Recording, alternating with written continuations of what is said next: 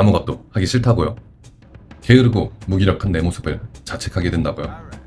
불안하고 우울해서 못 견디겠다고요. 그렇다면 잘 찾아오셨습니다. 사실 당신만 그런 게 아닙니다. 건강보험 심사평가원 집계 결과 우울증 진료 환자는 2018년 75만 3,011명에서 2022년 100만 32명으로 4년 새 33%나 늘었습니다. 네, 대우울, 대불안, 대무기력의 시대가 찾아온 겁니다. 무기력이 생기는 과정은 이렇습니다. 눈앞에 멧돼지 같은 위험이 나타나면 편도체가 활성화합니다. 편도체가 활성화하면 온몸의 에너지를 근육에 집중하죠. 멧돼지와 싸우거나 도망가려면 근력을 최대한 끌어올려야 하니까요. 심장 박동이 빨라지고 동공은 확장하고 내장은 경직됩니다.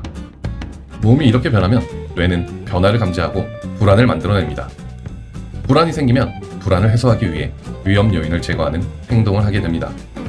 멧돼지에 맞서 싸우거나 36개 주랭랑을 칩니다. 그런데 문제는 여기에 있습니다.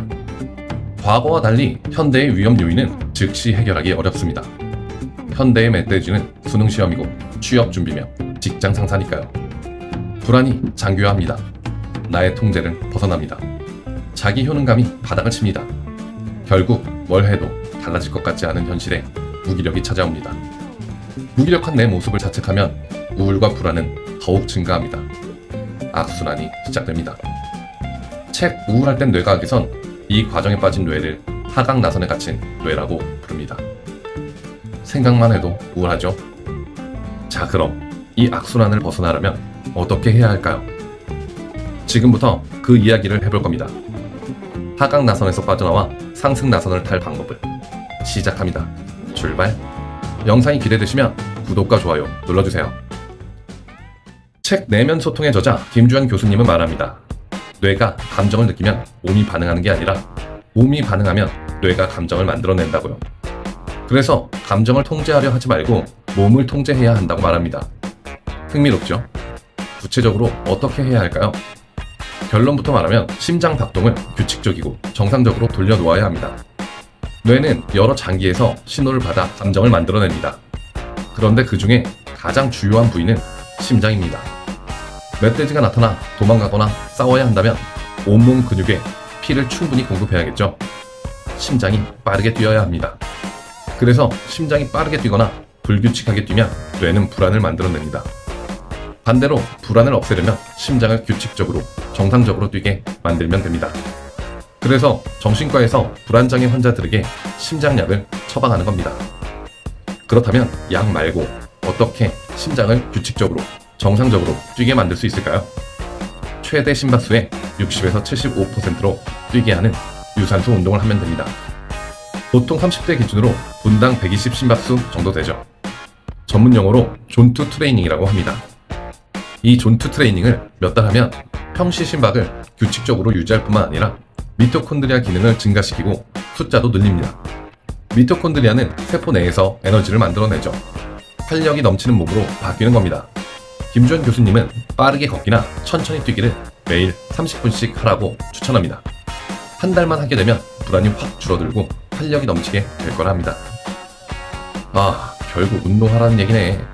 그런데 무기력해서 아무것도 하기 싫은데 운동을 어떻게 시작하냐? 하기 싫다 라고 생각하시나요? 맞아요. 무기력한 사람에게 운동이라니 제가 생각해도 무리한 요구네요. 그런데 존투 운동은 좀 다릅니다. 땀이 말랑말랑한 정도거든요. 이게 운동이 되나?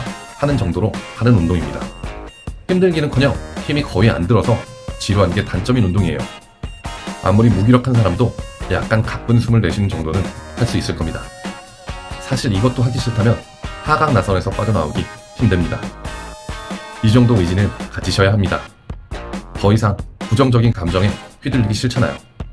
더 이상 무기력한 내 모습을 자책하긴 싫잖아요. 자, 이제 매일 존투 운동을 30분씩 한다면 무기력과 부정적 감정이 많이 줄어들 겁니다. 그런데 여기서 한 가지 당부드리고 싶은 말이 있습니다. 본질적인 문제가 여러분을 뒤흔드는 그 위험 요인이 근본적으로 해결되지 않는다면 다시 하강 나선에 들어설 수 있다는 겁니다. 결국은 그 문제를 해결해야 합니다. 문제를 해결하려면 어떻게 해야 하나요?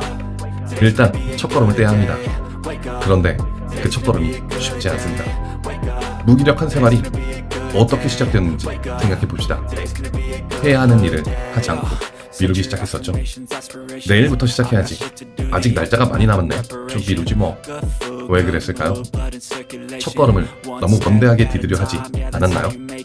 처음부터 욕심내어 완벽하게 시작하려 하지 않았나요? 너무 완벽하게 시작하려 하지 마세요. 너무 남의 시선을 의식하지 마세요. 너무 자신을 학대하지 마세요. 까마득히 보이는 에베레스트 꼭대기에 오르는 것도 첫걸음을 떼어야 합니다. 위대한 사상가, 창업가, 과학자 모두 첫걸음을 뗀 순간이 있었습니다.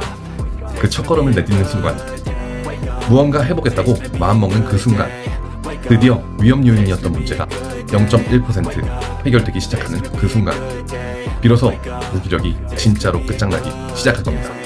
아무리 그 첫걸음이 필요할지라도.